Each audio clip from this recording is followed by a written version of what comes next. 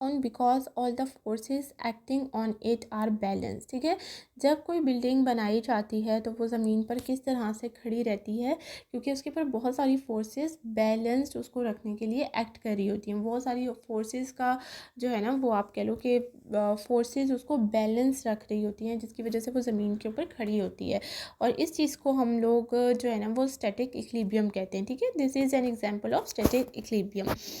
तो अगर आपसे आ गया क्वेश्चन कि स्टैटिक इक्विलिब्रियम क्या होता है, तो आपने ये जो फर्स्ट पॉइंट है ये आपने एंड तक लिख देना है विद एग्जांपल। ठीक है, ये आपका अच्छा खासा एक शॉर्ट क्वेश्चन आ सकता है। नेक्स्ट पॉइंट जो है वो क्या है, when reaction does not stop, जब रिएक्शन जो है वो रुक नहीं रहा होता, स्टॉप नहीं हो रहा होता, only the rate of forward and reverse reaction becomes equal to each other. ठीक है, तो क्या होता है कि रिवर्स रिएक्शन और फॉरवर्ड रिएक्शन जो होते हैं वो इक्वल हो जाते हैं, बराबर हो जाते हैं, लेकिन उनकी डायरेक्शन चेंज हो जाती है, but take place in opposite direction.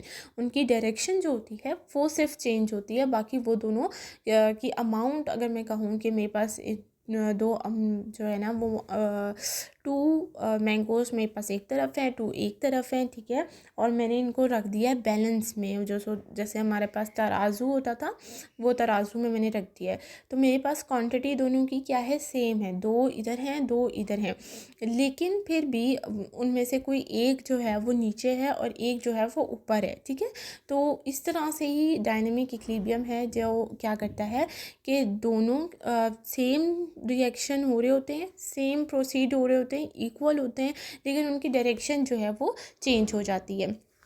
This is called dynamic equilibrium, और इस चीज़ को हम क्या कहते हैं, डायनेमिक इक्विलिब्रियम कहते हैं। तो जो 2 पॉइंट है आपके पास, इसमें शॉर्ट क्वेश्चन आ सकता है कि डायनेमिक इक्विलिब्रियम क्या होता है। तो डायनेमिक इक्विलिब्रियम स्टेट की डेफिनेशन आपने ये वाला 2 पॉइंट लिख देना है, व्हेन रिएक्शन से लेकर डायनेमिक इक्विलिब्रियम स्टेट तक।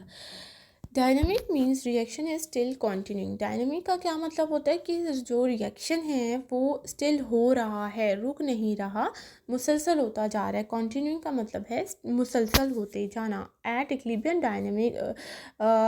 Dynamic equilibrium state, rate of forward reaction is equal to rate of reverse reaction. ठीक है, ये चीज़ आपने याद रखनी है कि डायनेमिक इक्विलिब्रियम स्टेट पर रेट ऑफ फॉरवर्ड रिएक्शन हमेशा रेट ऑफ रिवर्स रिएक्शन के इक्वल रहता है। इन अ रिवर्स रिएक्शन, अगर हम रिवर्सेबल रिएक्शन की बात करें, dynamic equilibrium is establish before the completion of reaction. Dynamic equilibrium कब इस्टेब्लिश हो जाता है, कब शुरू हो जाता है, जब आपका रिएक्शन कंप्लीट नहीं, मतलब अभी आपका कंप्लीट होने वाला होता है, उससे पहले आपके डायनेमिक इक्विलिब्रियम इस्टेब्लिश हो जाता है।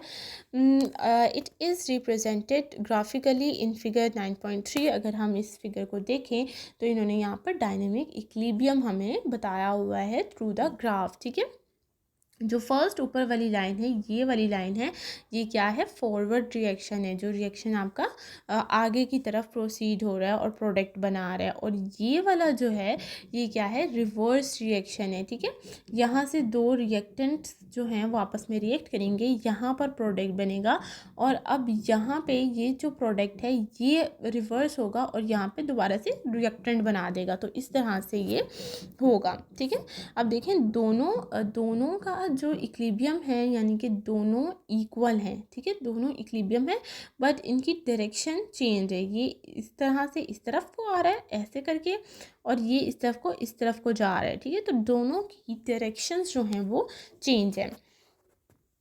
At initial stage, the rate of forward reaction is very fast and reverse reaction is taking place at a negligible rate. ठीक है, क्या उसने कहा है कि इनिशियल स्टेज पर, स्टार्टिंग जो स्टेज है उस पर फॉरवर्ड रिएक्शन जो है वो पहले फास्ट था, तेज़ी के साथ हो रहा था, और रिवर्स रिएक्शन जो था वो निगलिएबल रेट था, यानी कि इतना स्लो था कि हम उसको काउंट ही नहीं कर रहे थे, बहुत स्लो वापस हो रहा था, रिवर्स हो रहा था।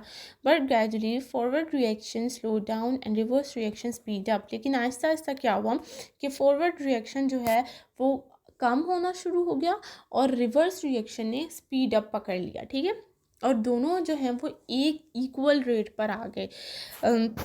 Equivalently both reactions attain the same rate, और फिर क्या हुआ कि दोनों इक्वल हो गए, बराबर हो गए, सेम रेट पर आ गए।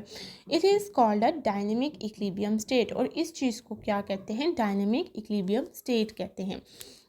और अगर आपके पास लॉन्ग क्वेश्चन आ गया कि define dynamic equilibrium state through the graph, तो आपने उसके अंदर ये वाली चीज़ लिख देनी है विद द डायग्राम। ठीक है, डायग्राम आपने मस्ट बनानी है, ये लॉन्ग क्वेश्चन बन सकता है। ठीक हो गया।